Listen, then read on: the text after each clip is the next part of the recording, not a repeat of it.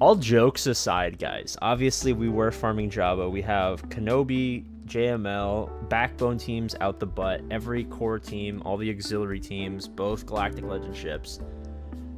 Like, we even have Afra, you know what I mean? Like, the only holes were, like, probably Jabba and then Inquisitors as, like, the guaranteed, like, smartest thing to do. And, of course, I talked about the being up super late watching Reva testing and then seeing Rey counter Reva and just laughing and being like, wouldn't that be funny? You know what I mean? Like, as just a meme.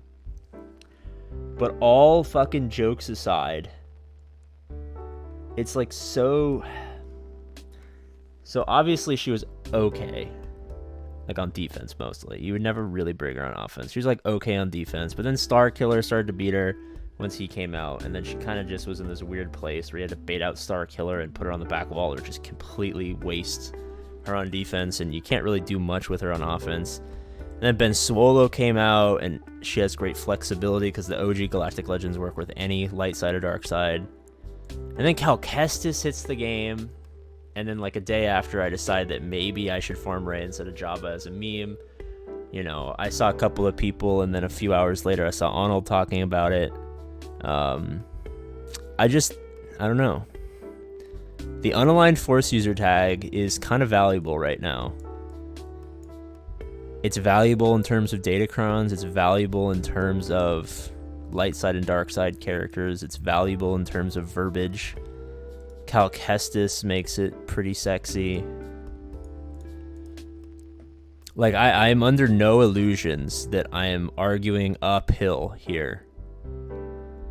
I am under zero misguided flights of fancy that Jabba would unequivocally, undeniably, incontroversially, in other words that kind of mean what I'm trying to say but aren't close enough to actually be incredibly accurate, that Jabba would be better. That, honestly, Lord Vader would be better, and Kylo would be better. Like, until, 48 hours ago, I was of the opinion that it was, C's the worst, then Rey, then SLKR, then Lord Vader, then JML, then Jabba, then Kenobi. I was, kind of... And you could argue JML goes down, and it's Kenobi, Jabba, Lord Vader, JML, or whatever. I don't really care at this point. I don't want to have those arguments, because none of us are right, because there is no fucking right answer.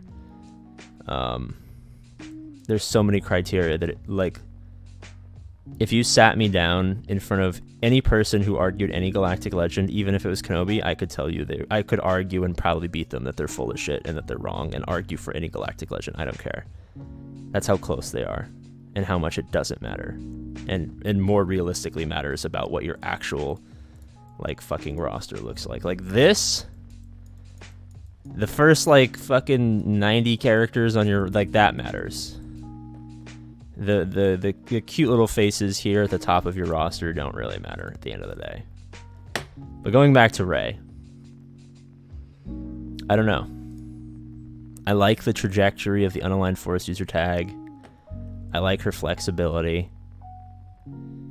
I think it's funny, which is kind of 95% of my thinking here.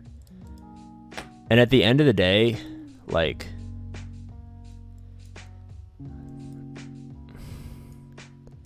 I was saying, I was talking with Sean, and he's like, I don't know if I really want to be playing this game anymore. And I'm like, you got to make it fun.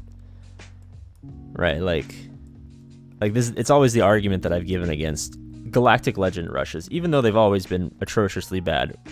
When they were slightly less worse, when there was only 2 Galactic Legends, still the prevailing argument against them was, even though this is not the best thing in the world, it's just not fun, right? It just kind of sucks a year out of your life as a free-to-play player, and then new players don't want to do that. And at the end of the day, my roster is so fucking stacked that it's not going to be any less stacked if I have Jabba or Rey.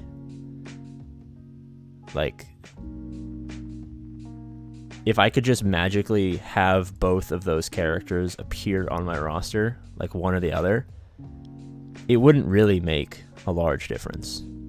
Unless Jabba has a capital ship tomorrow, And then like the the is it gonna be Trench or is it gonna be Nihilus? But really it's Jabba, you know what I mean? Like there's a Hutt starfighter capital ship, like okay, then yes, you know what I mean?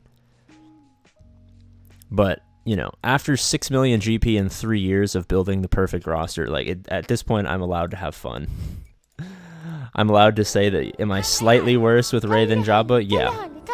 Am I slightly worse if I don't go Lord Vader? Maybe. Honestly, I think Rey's better than Kylo at this point. Not because of the actual character, but just because they actually fucking give her stuff periodically to make her better.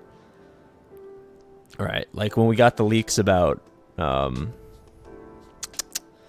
Swolo, they came attached to also there being a lifter for Kylo.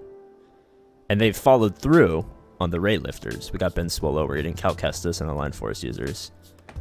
And obviously until the Estel Cara lifter comes out, I think Rey's going to be better because they're committing to her, right? Like there is financial backing on this side and there isn't right here. You know, if you give this character a full Resistance team without Ben Swolo and him just a normal 4-starter team, yeah, I'd probably take SLKR. Like, I probably would have taken SLKR day one. I think SLKR had 3 years of being better than Rey.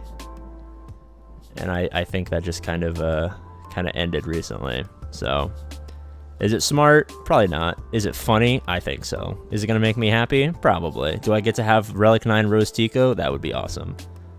So I think that's kind of my thinking right there.